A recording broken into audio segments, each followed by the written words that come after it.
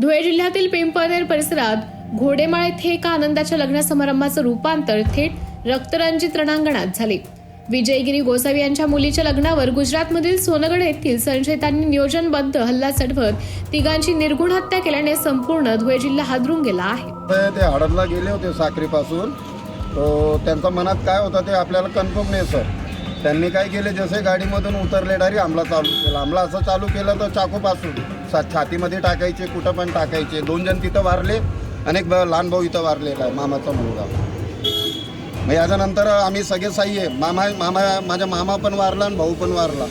आम्ही मुलग्याच्या मागे इथपर्यंत आलो, पण एवढा पुरं कन्फर्म नाही त्यांनी दुश्मनी काय केली। आम्ही तो लग्न हडदमध्ये गेलो होतो। धमक्यांपासून थेट खुनापर्यंत विकृत मानसिकतेचा कळस या लग्नाला सुरुवात होण्याआधीच दिनांक 18, 19 आणि 20 फेब्रुवारी रोजी सोनगढ येथील काही संशयितांनी सोशल मीडिया व्हॉट्सअपवर स्टेटस ठेवून उघड धमक्या दिल्या होत्या। तुम्ही लग्न कसे करता ते आम्ही पाहतोच अशी उर्मट आणि उघड इशाऱ्यांनी वातावरण अधिक तापले होते। लग्न समारंभात धारदार चाकूंनी हल्ला, पाहुण्यांवर थेट मृत्यूचा मारा। आज लग्न समारंभ सुरू असताना सोनगढतील संशयित आरोपींचा टोळकाच धारदार शस्त्र घेऊन घटनास्थळी घुसला। त्यांनी थेट लग्नात विघ्न घालत पाहुण्यांशी वाद घातला आणि क्षणार्धात तलवारी, चाकू आणि तीक्ष्ण हत्यारांनी अंधाधुंद हल्ला चढवला। या रक्तरंजित हल्ल्यात सुरेश सुपडूगिरी गोसावी, साहिल सुरेश गिरी गोसावी, देवा रवींद्र पवार यांच्यावर निर्दयीतेपणे वार करण्यात आले।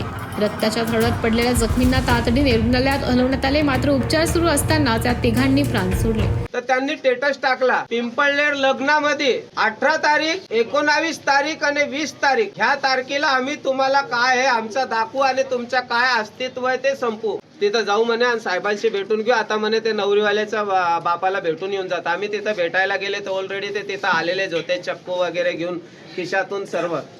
जसे आम्ही गेलो, बसायला गेलो, तिथं बोलायला गेलो, तर बोलताना आम्ही बोललो, म्हटलं भाऊ असे स्टेटस का बरं ठेवता, कोणाचं लग्न होऊ द्या असं तसं। त्यांनी मागं पुढे विचार केलाच नाही। माझा भाऊ आहे, माझ्यापेक्षा लहान सुरेश गिरी, सुपडूगिरी गोसावी, त्याला डायरेक्ट मारून टाकला। जेव्हा त्याच्यावर सुटलं तर तिथं देवेंद्र ज्ञानेश्वर पवार गेला, त्याला बी घाव मारला। सुरेश गिरीचा पोरगा गेला, त्याला बी घाव मारला। सुरेश गिरीचा भासा गेला सागर गोसावी, त्याला बी घाव मारला आणि माझा पोरगा गेला, त्याला बी घाव मारला। त्या लोकांनी प्लॅन वाईज हे घटना घडवली आहे।